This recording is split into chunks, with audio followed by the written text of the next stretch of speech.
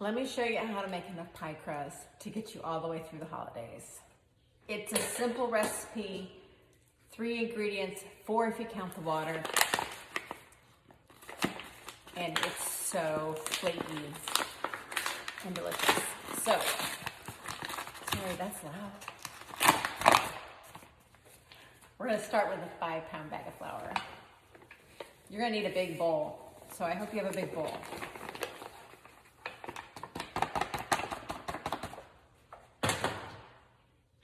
So far, so good, right? Now, don't come after me for using Crisco, but we're using Crisco shortening. It works fantastic in this pie crust.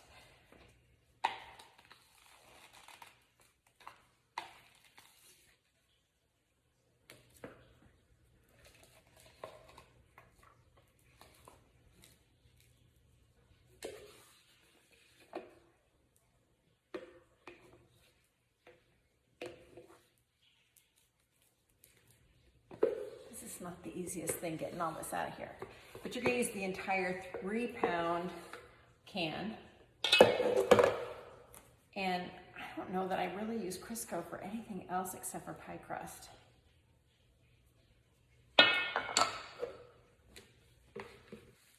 wanna make sure we get it all.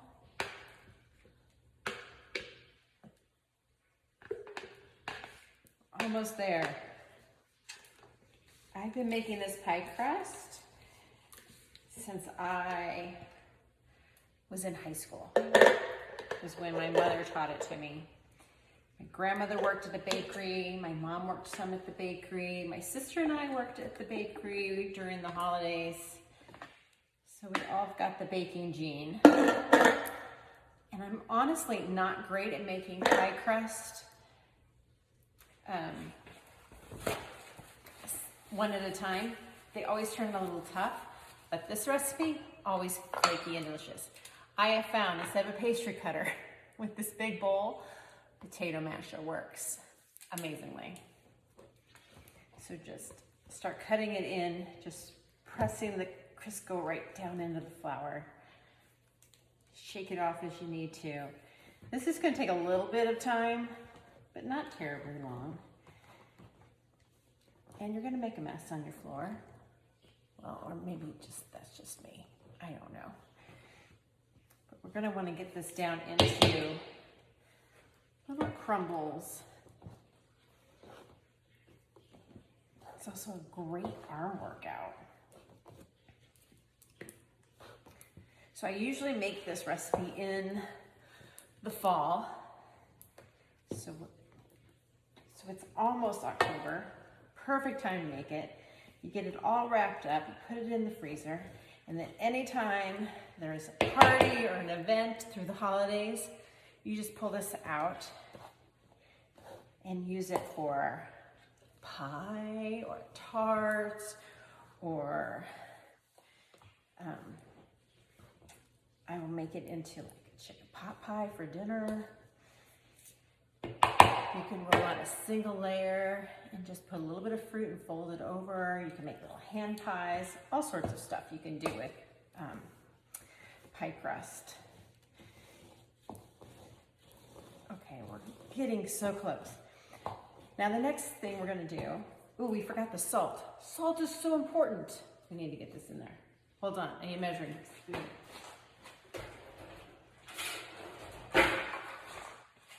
You're gonna want 3 teaspoons to flavor this much flour in Crisco.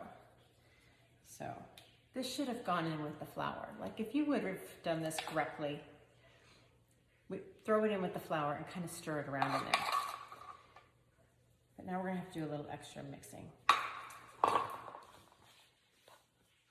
We can do this though. Gotta have the salt though. That's the only flavoring in here. Otherwise it's gonna be blah. As I told you, I make a big mess.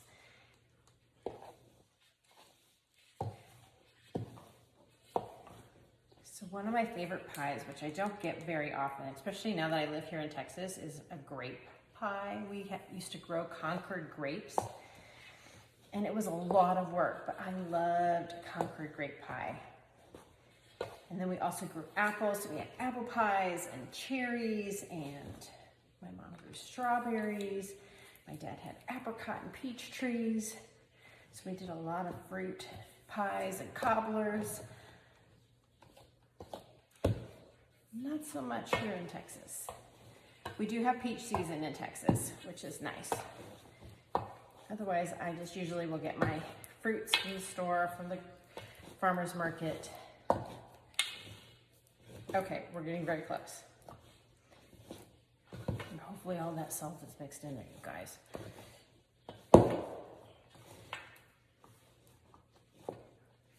Okay, this is looking great. Can you see from that picture? But this is nice and just crumbly. So when we add the water, one of the things about the water is it's gotta be ice cold. That will like kind of just firm up the Crisco in here, and it'll leave like little balls of like cold Crisco. And then when you bake that off, it's gonna make it really like little air holes, and it'll give your pastry just that really light air texture. I'm gonna give this a little stir with my hands just to make sure all that salt's in here.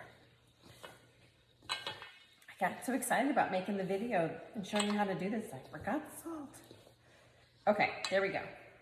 So you want 3 cups of ice cold water. So what I did is I filled this guy, this is way too much water, and I dumped a ton of ice in here. So I'm gonna take the ice out and then dump out what I don't need. Get this down to 3 cups. Almost there.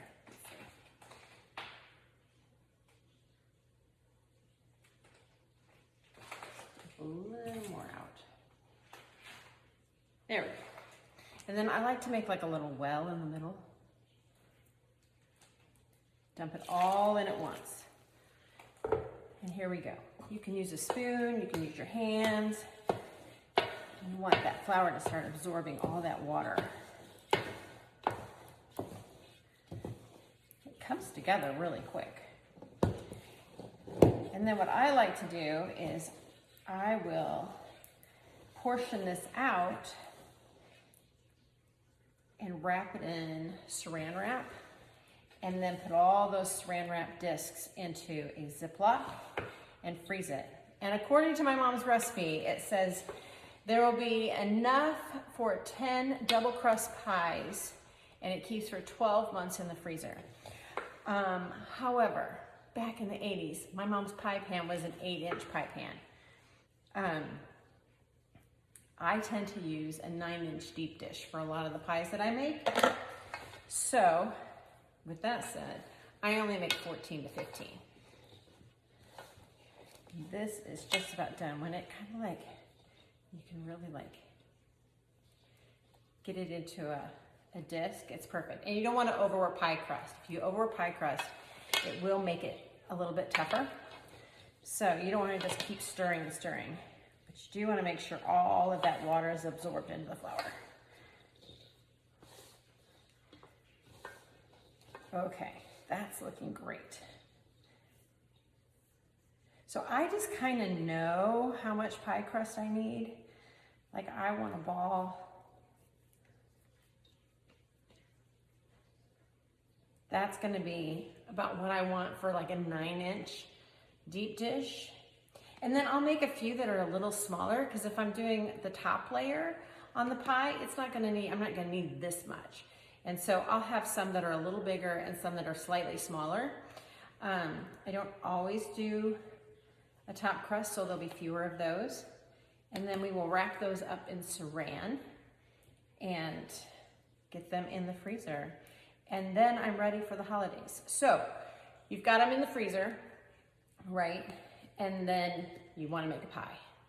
So the night before I want to make a pie, I'll pull 1 or 2 out, depending on what I'm doing, and throw it in the refrigerator. Now, let's say I forget, because I'm super forgetful. I can also pull them out and let it sit on the counter for 1 to 2 hours. You just kind of keep an eye on it. You don't want it to get too soft on the counter, which it can. But just kind of watch it. And then it thaws pretty quick on the counter. And then you can roll it out. You want to roll it out while it's still pretty cold, but not hard in the middle, right? And that will be perfect for your pie. And then you can bake off the pie crust. If you're going to do a cream pie, you can fill it with your favorite fruit filling. You can do that chicken pot pie that I talked about. They're all so good. Okay, let me just show you real quick since I've got a few of these made. So I just take a piece of plastic wrap.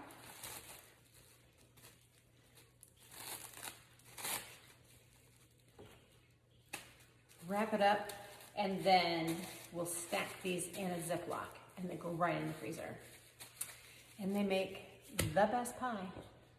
And this was so easy, right? A 5-pound bag of flour, 3 tablespoons of salt. Put that in the flour first. Then a 3-pound thing of Crisco.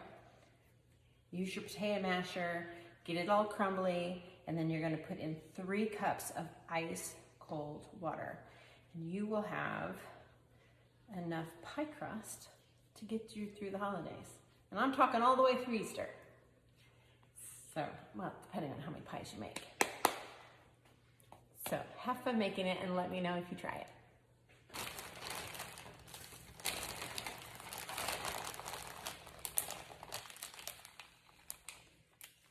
And we're off to the freezer.